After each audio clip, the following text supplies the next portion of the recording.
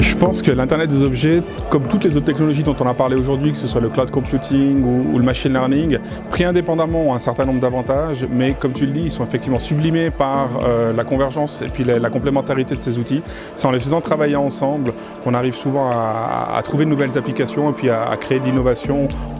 et surtout à ouvrir le champ des possibles.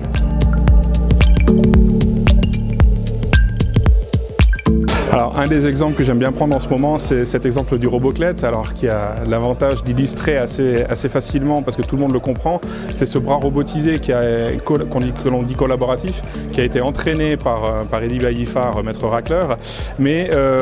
qui a la possibilité finalement de fonctionner avec des informations supplémentaires qui viennent de capteurs supplémentaires qui sont situés en dehors du robot et qui lui permettent notamment de tenir compte de la diminution de l'épaisseur du fromage au moment où il est raclé. Parce que sans ces informations-là, au bout d'un moment, le robot se retrouvera à racler dans le vide.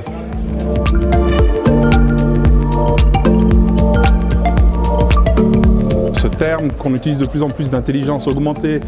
plutôt qu'intelligence artificielle peut s'appliquer dans tous les autres domaines dont on a parlé. Je l'ai dit en introduction de mon exposé, moi ça fait 15 ans que je travaille dans l'IoT. C'est un super défi technologique, on peut faire des super trucs, mais si on ne se pose pas la question finalement de quelles sont les applications et pourquoi, quels sont les services qu'on arrive à rendre, et souvent on rend ces services tout simplement aux collaborateurs, aux employés, aux ouvriers ou aux opérateurs sur le terrain,